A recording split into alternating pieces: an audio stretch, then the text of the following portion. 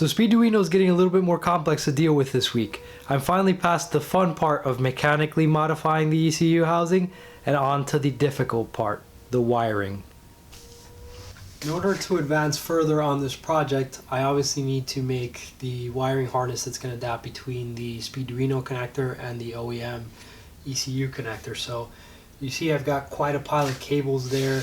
What I basically did is I ordered this pack of 20 gauge cable from Amazon. This is a silicone cable that is pre-tinned. It's copper wire inside. It's pre-tinned or tin coated copper wire. Makes it a little bit easier to solder when you're going to do any kind of soldering, which I may be doing on one end, but not 100% certain about that yet. Either way, it's decent quality stuff. What I basically did is I took the pinout provided by WT Electronics for this Ocelot board. If you're not familiar with that pinout, you can get the pinout for the Ocelot board from GitHub. I was able to find it. Basically just Google, Ocelot pinout. And I was able to get this, and I kind of verified what I see here against what's written on the board. It's hard to tell because there's a lot of pins in the way, but you can kind of follow it and more or less tell that this is correct. So what I've done is that kit that I bought comes with most of these colors, so I cut out cables in these general colors. And then the other thing that I did was it doesn't come with 2 shades of green. I happen to have a few spare rolls of cable lying around, so I cut the extra color out of that. So having done that, now basically going to go ahead, take these pins and crimp one on the end of every single one of those cables, and it's basically just going to be a long repetitive process of me crimping pins for a little bit here. I've got my crimping tool for this purpose. Ordered this on Amazon. Now this is probably much better quality. It's from the 1980s. My dad was an engineer at a company that made parts for Sony back then. Ended up being a director, I believe, but this tool was from his old tool kit, and it's much better quality, but unfortunately it doesn't have the right crimp size for the smaller pins that this uses. WT Electronics recommends to use a 20 gauge cable and says 22 gauge will work. So the stuff I had lying around was 22 gauge, but all these I purposely bought 20 gauge so that it would be the correct cable for my needs.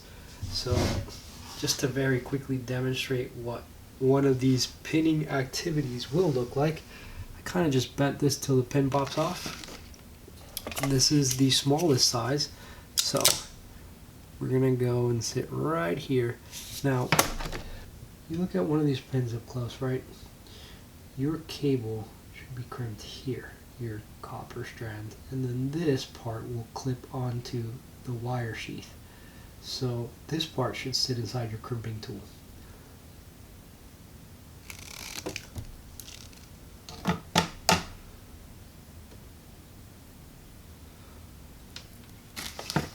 Push the wire in until it just sits where we want it to.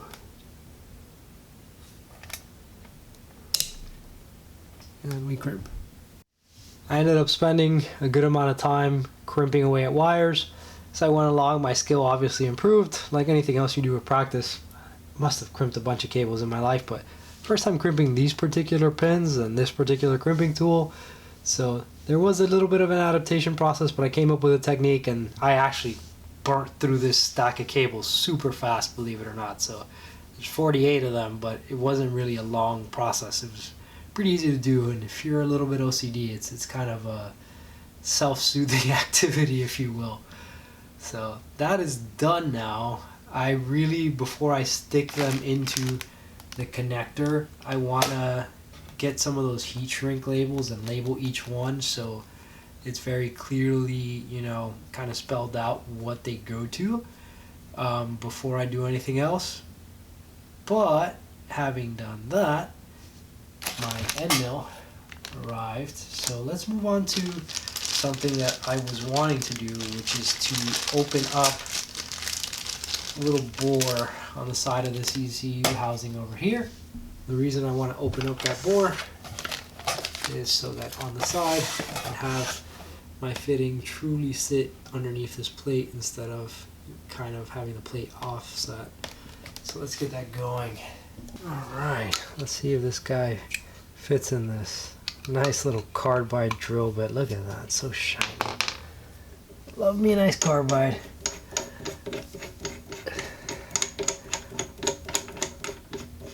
Sucks to put it into this chuck and not into a nice collet. I miss having direct access to a milling machine, but oh well. You gotta make do with what you got.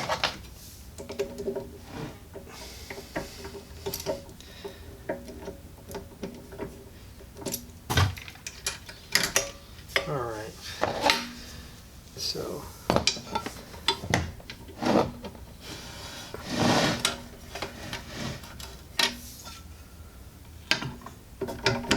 this is not going to reach, of course. Alright, should be nicely set up now.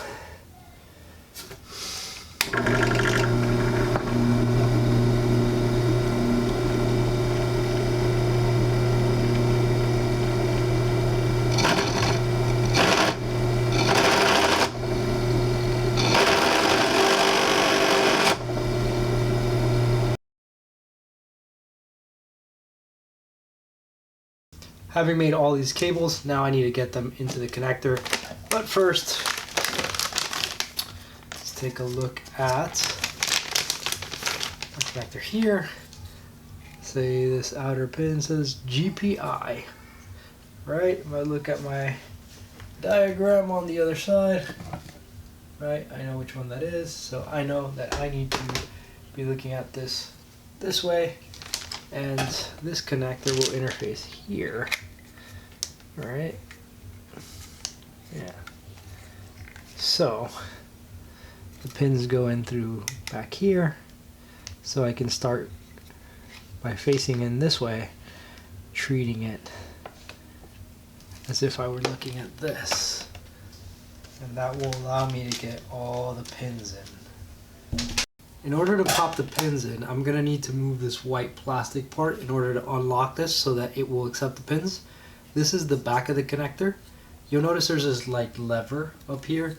There's these plastic tabs, right, that they don't let the lever move because they kind of lock it in place. So you have to kind of lift it so it gets past these two plastic tabs, and now I can go to the locking position. See, it's locked in place. You can kind of go like that or just shove it, but either way, these two plastic tabs need to be down so that this can move back and forth, right? So that allows it to lock. This will then allow it to lock onto the Arduino. And what it does is it pushes down the center pin, locking that in place.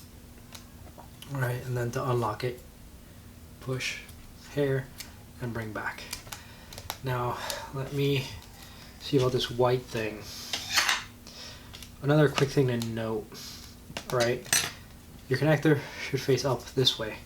If you look at your pins, you'll see that there's the part that you crimped, and on the opposite side of what you crimped, right, there's this little top part. It just has this little teeny tiny tab that sticks out. You want that to go toward the top because that is what locks the pin in place. So it goes in like that.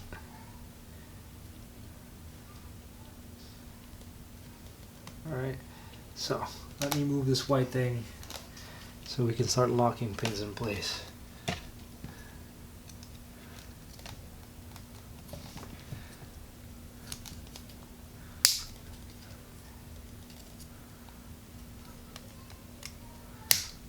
I think it's moved, or maybe it has to go down. Yeah, there we go. So moving it down, now it comes out, and now I should be able to shove my pins in all the way without much resistance. I think. I hope I pray. Let me mess with this a little bit. See what I figured out. Looks like it's going in. One killer is the soft silicone wire I'm using. Really will struggle to push this stuff in.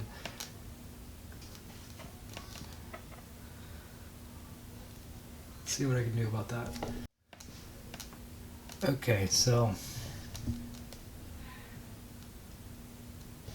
figured something out here. So these little back pins, you gotta really squeeze them down from the top, like with your cutting pliers or with your wire stripper, right? You kind of want to squeeze the pins down because they interfere with the ability of this to go into the slot. So you do that, and once you do that, you can sink it all the way into the slot.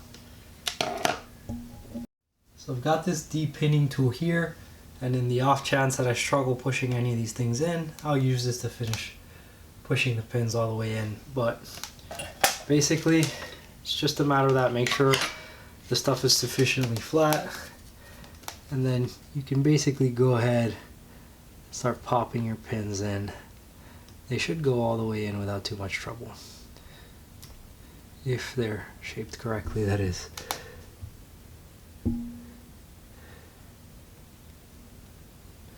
So I'll mess with that.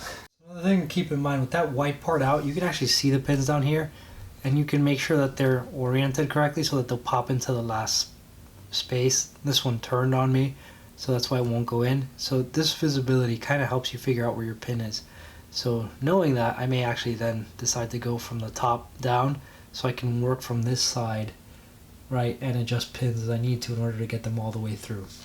See how there's a pin right all the way back here. It's all the way in, but this one is not. This one's still loose. So I've got to adjust that one so I can get it all the way out there. So I found another trick. I was able to remove this back cap by prying up on all these little individual tabs, using a little prying tool like this, and that allowed me to then remove this rubber seal and access the pins completely from the back. So now I have a good view here and a good view here, and it's going to be much easier to work and pop all these pins in. Then when I'm done, I'll just run these guys over the wires and back in. Okay, so really quickly here, I've got it into a bit of a groove with these pins. So with all of this removed and access here, you want to start from the very top row. That way, as you pass a pin through this face here, you can take a pry tool and push the pin all the way through, right, to this side here by using your pry tool. So you want to do the top, then the middle, and then the bottom, otherwise obviously they will be blocking you from getting to the other pins. So start from the very top row, then do the second and do the third row. And you should be able to just keep sliding wires in, popping pins in, and it's actually pretty simple now that I know that. So at this point I've got every single wire pinned into the harness, right? So basically you pop them in, then through here you use the pry tool to pop them all the way down, kind of making sure you're aligned to the hole in the bottom after you went in through the hole in the top. Not the end of the world, just take some understanding. Now I'm gonna spend a little time putting this connector back together. So first, this rubber seal goes in here.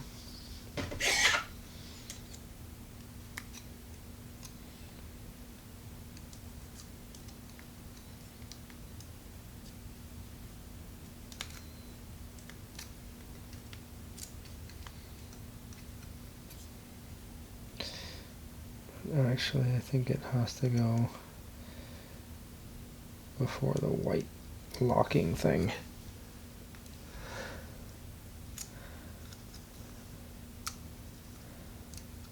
Or not. You just pop it on. Now, on the back, it's a little bit more of a job.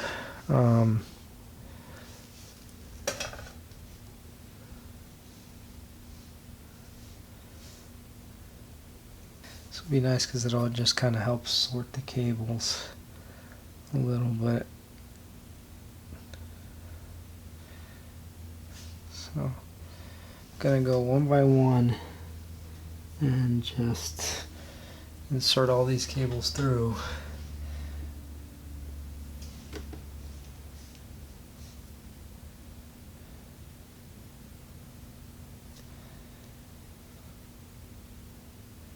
And I'll tug this rubber seal all the way down in there, followed by the plastic retainer that holds it down.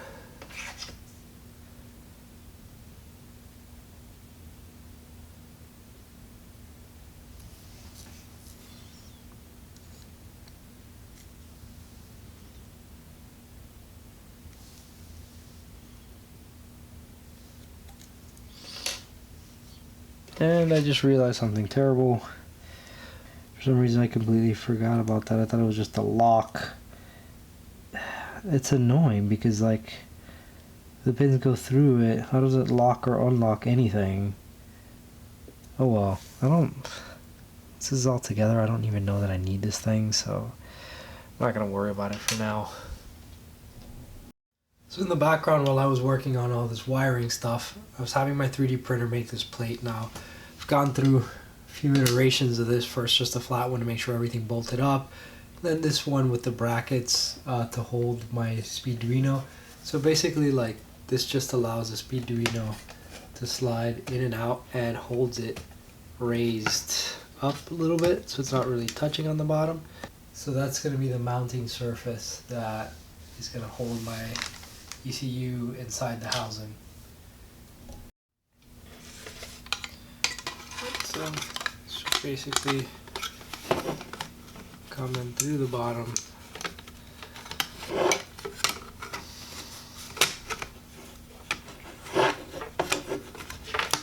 Alright, and just all bolt in here, and that'll hold the ECU. Then now I plug in my map sensor and I plug in my USB, and then from there really all there is to do is to figure out the whole connector portion, the wiring that I've got done.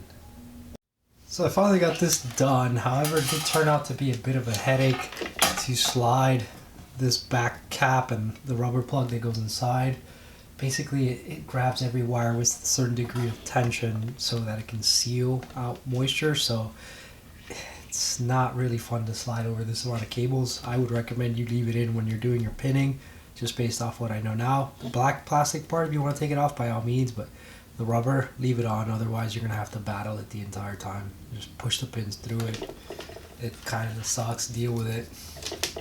I don't know what you would do with the white plug in the way, because then you wouldn't be able to push the pins in this part, so you would have to like pray that every pin goes in correctly and all the way down. So I think this component is kind of stupid. Like I don't really see what value it has other than to lock in the pins, but the pins lock in anyway without it, and it would completely be in the way of you being able to seat the pins all the way anyway. So I don't really see too much value to this component. Obviously there could be something I'm missing, or may find out the hard way later, but for now it doesn't seem to matter. So I'm gonna go ahead and just mock this thing up. I've got my 3D printed mount inside already, right? This allows me to slide my Speeduino in and out of this mount. Let me take this mount out and I'll go ahead and install the Speeduino in it, and we'll go from there.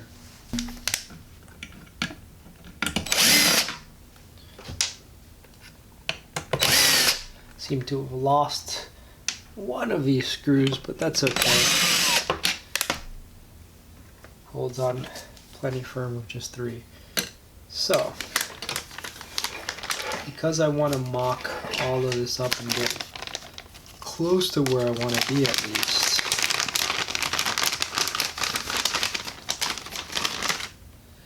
alright, so this slides into this guy like this. Bang. Now it's installed. ABS plastic is a good insulator. Just connect this thing in.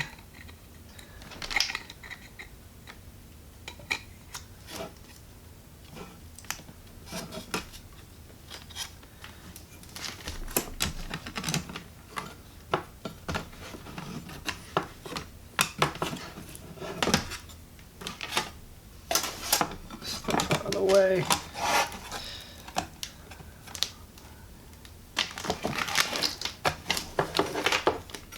Alright.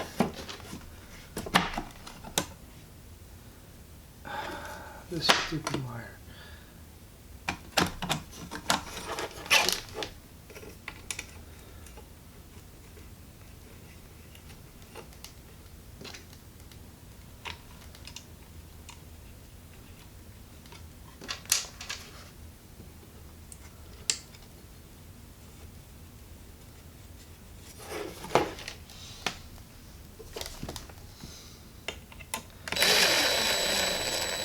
made sure to leave this cutout underneath the board so that, right, there's ability for some kind of heat to distribute, not have the board directly cooking up against the plastic. All right.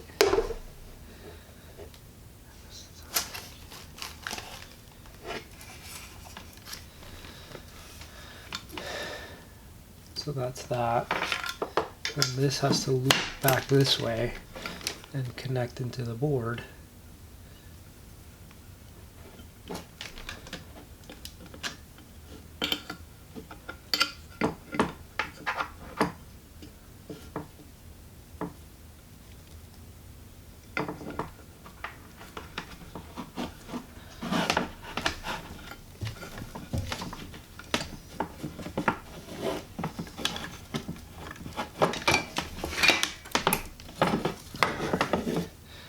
Packaging for this is definitely complex. I will definitely end up cutting these nubs off the housing because they're basically in the way. Now all I need to do is figure out my map line, which the silicone stuff I got doesn't like to bend in such a short space, so I'm gonna buy like a thinner walled hose that can handle this bend. It's not that drastic, but the stuff I have won't do it, so I'll do that. And then I have my map connection set up. I've got all this. Then the next phase really is the implementation of this connector, right, and wiring between all of these wires and these pins, and then figuring out what's missing in the Tacoma's features that this does not have, or you know, what I've got to run to maybe another part of the board to get that feature to work. But I'm pretty happy to be at this point. This is pretty sweet. It's coming along. It's starting to look like an ECU, you know. Let's put this stuff on. That's it. I kind of have this plate here on the bottom, this plate on the top. Yeah, technically goes here. Doesn't matter really, but it'll be like that.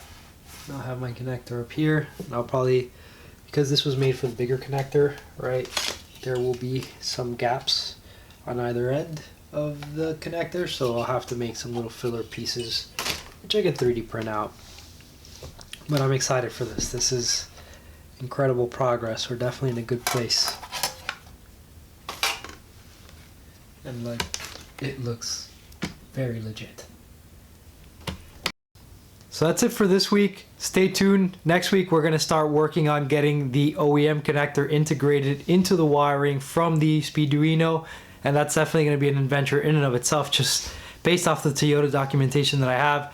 It's going to be a bit of a homework assignment, let's put it that way. So if you guys have enjoyed this and you want to keep seeing how it goes along, feel free to like, subscribe, hit the notification bell so that you're notified when I post up the next one. If you have any questions, feel free to leave that in the comment section. And as always, thank you guys for watching.